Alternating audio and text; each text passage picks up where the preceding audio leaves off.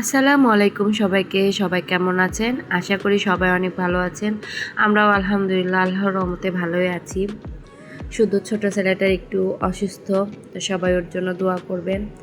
তো আজকের ভিডিও আমি এখান থেকেই শুরু করছি, আপনারা দেখতে থাকেন। প্রতিদিনের মতোই সকালবেলা উঠে আমি প্রথমে রাইস কুকারে ভাত বসাই দিলাম।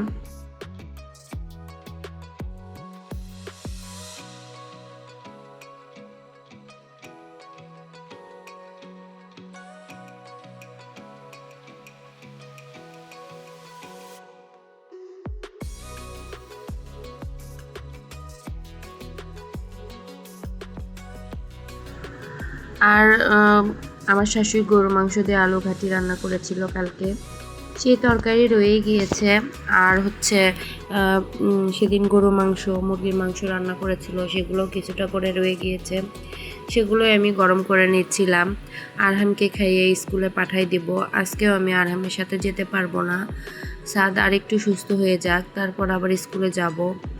এই তো দেখুন আমি খাবার নিয়ে এসেছি। আরহাম তো খেতেই চায় না, বলল আমাকে শুকনায় মাংস দিয়ে একটু দাও।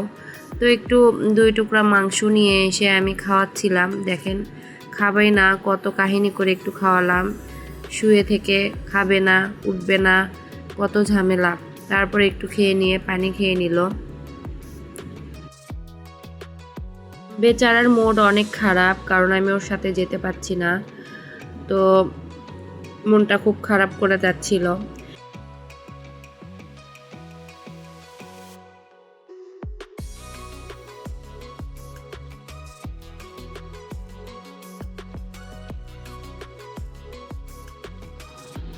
এই তো দেখুন আরহাম চলে গেল, আমার দিকে একটা বারের জন্য তাকাচ্ছিল না। মন খারাপ, তারপরেও কিচ্ছু করার নেই, যেতে হবে স্কুলে।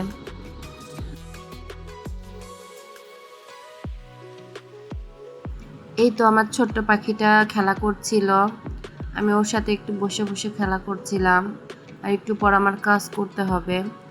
তাও বাচ্চাটা আমার শান্ত দেখে কোনো কান্নাকাটি করছে না। আজকেও 2বার সকালবেলা বমি করেছে। আমি ওষুধ খাইয়ে ওকে শুইয়ে দিয়েছি। সবাই মাশাল্লাহ বলবেন, আর আমার বাচ্চাটার জন্য দোয়া করবেন যেন তাড়াতাড়ি সুস্থ হয়ে যায়। তারপর আমি সাদকে ঘুম পাড়িয়ে দিয়ে আমি আমার বাসার কাজ শুরু করে দিলাম। কাজ তো করতেই হবে, বাসায় কেউ নাই, আমার শাশুড়িও নাই। আমি আস্তে আস্তে কাজ করছিলাম। তাও আমার শ্বশুর আছে, উনি বললেন বাবা বাচ্চা অসুস্থ, তেমন কিছু করতে হবে না, যেটা না করলে না সেটাই করো। তারপরেও আমি তাড়াহুড়ো করে একটু যতটুকু পারি আমি বাসাটা পরিষ্কার করলাম। রান্না ছিলই, আর একটু শাক রান্না করব। তো আগে আমি ঘর দোরগুলো গুছিয়ে নিলাম।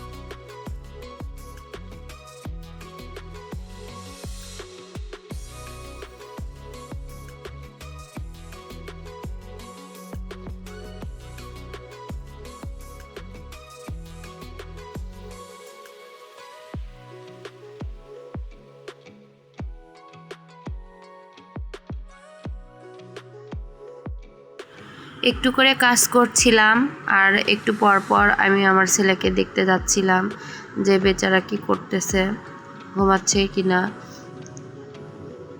তো এইভাবে আমি কাজ করে নিলাম আমার সমস্ত কাজগুলা।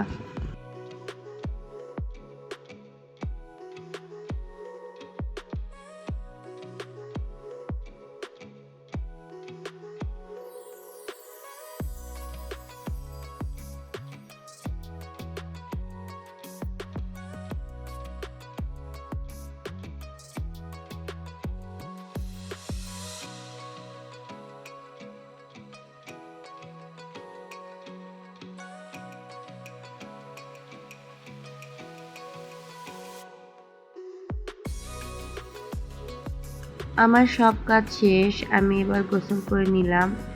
গোসল সেরে এখন একটু আম কেটেছি, আম খাবো। সাদ ঘুমাচ্ছে, তো ভাবলাম একটু বসে বসে আম খাই। আম কেটে নিয়ে আসলাম। এরকম ঝাল দিয়ে আম খেতে আমার খুব ভালো লাগে। আম কিন্তু মিষ্টি, তারপরেও ঝাল দিয়ে খেতে ভালো লাগে, তাই আমি এইভাবে একটু মাঝে মাঝে কেটে খেয়ে নিই। তো আপনারা থাকেন, আমি একটু খেয়ে নিই।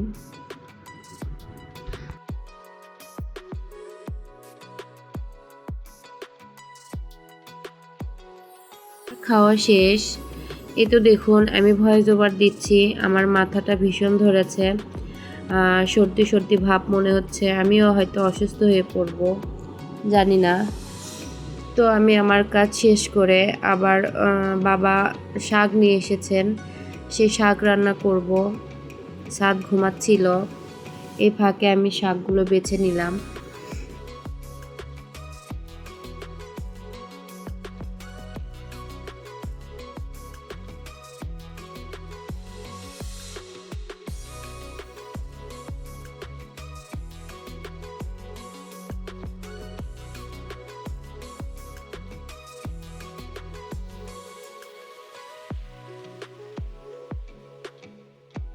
এই তো শাকগুলো বাছা হয়ে গিয়েছে, এবার আমি শাকগুলো ভালো করে ধুয়ে নিব।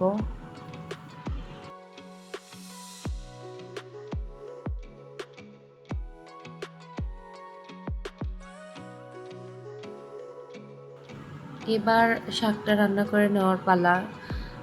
তো এগুলো রেসিপি বলার মতো তেমন কিছুই না, এগুলো আপনারা সবাই জানেন।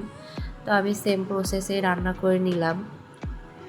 এরই মধ্যে আমি আরহাম আসবে, তাড়াহুড়ো করছিলাম, শাকটা ভেজে নেব। আসলে বাচ্চাটাকে আবার গোসল করে খাইয়ে দিতে হবে। এদিকে আমি কাজ করতে করতে বারবার ছাদকে দেখতে যাচ্ছিলাম যে বাচ্চাটা আমার ঠিক আছে কিনা। বাচ্চা অসুস্থ হইলে মায়ের তো টেনশন হবেই, তাই আমি বারে বারে ওকে দেখতে যাচ্ছিলাম। তো আমার পেঁয়াজ মরিচ ভাজা হয়ে গিয়েছে, এখন শাকটা দিয়ে দিব।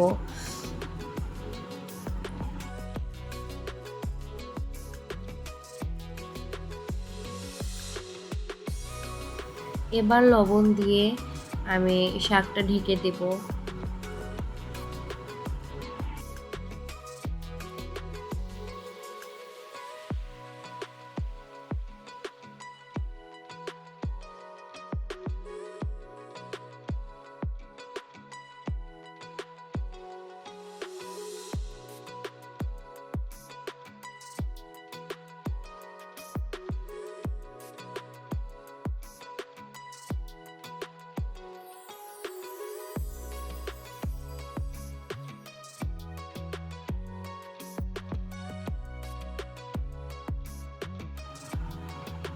এই তো আমার শাক ভাজিটা মোটামুটি হয়ে গিয়েছে।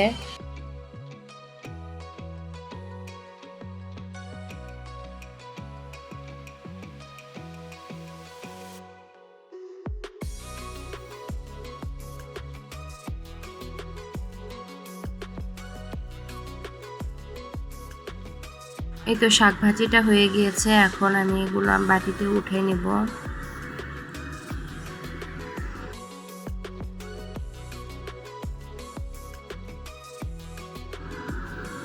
এদিকে আমার বড় ছেলে আরহাম চলে এসেছে স্কুল থেকে, এসেই ভাইয়ের সাথে খেলা করছিল আর টিভি দেখছিল দুজনে।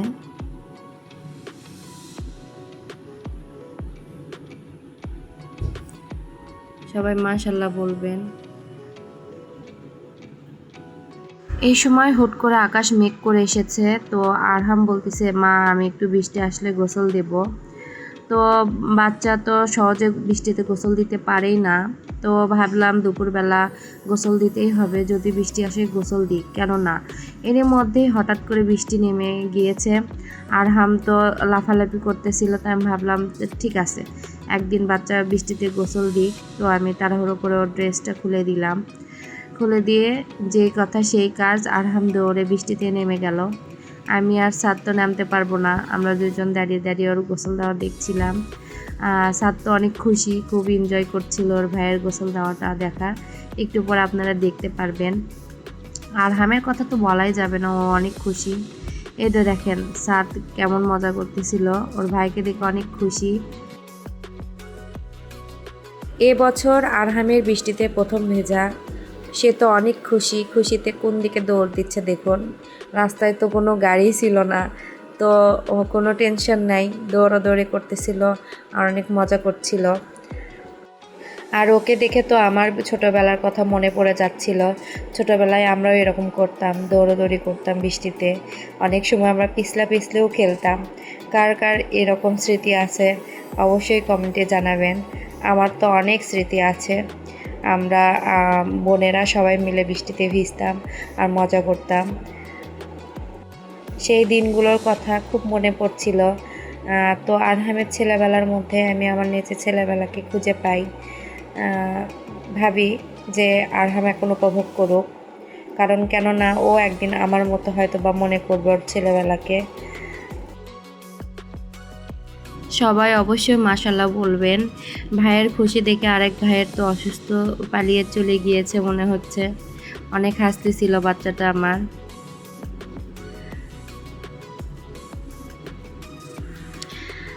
ওর হাসি দেখে আরহাম ছুটে চলে এসেছিল।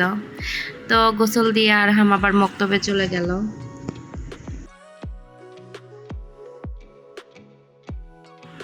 সাদ আবার ঘুমিয়ে পড়েছে, আমি একাই বসেছিলাম। আরহাম তো মক্তবে চলে গিয়েছে। তো ওর এই ক্রেজটা দেখছিলাম। বাচ্চাটা এই ক্রেজটা পেয়ে অনেক খুশি হয়েছিল যেদিন পেয়েছিল। তো আর তেমন ভিডিও নিতেই পারিনি। রাতের বেলা আমরা খাওয়া দাওয়া করে আবার থালা বাসন মাজতেছিলাম, তখন আরহাম এসে আমার ক্যামেরাটা ধরেছে। আমি তো ভিডিও নিতেই ভুলে গিয়েছিলাম। সাদ অসুস্থ, তাই এগুলো আমার মাথা থেকেই চলে গিয়েছিল ভিডিও নেওয়ার কথা। তো দেখি আরহাম এসে আমার পাশ থেকে ক্যামেরাটা ধরেছে আর বলছে, মা আমি একটু ভিডিও নিই। তাই আমি বললাম ঠিক আছে নাও। তো আমি মাজা ঘষাগুলো করে নিয়ে রান্নাঘরটা একটু ক্লিন করে নেব।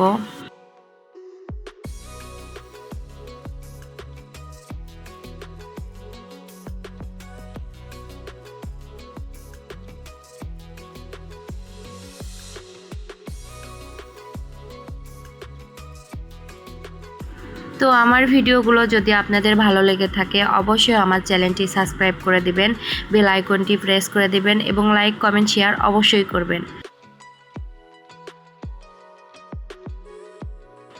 তো আজকের ভিডিও আর বড় করব না, আজকের ভিডিও এ পর্যন্তই। আগামী ভিডিও দেখার আমন্ত্রণ জানিয়ে আজকের ভিডিও এখানেই শেষ করছি।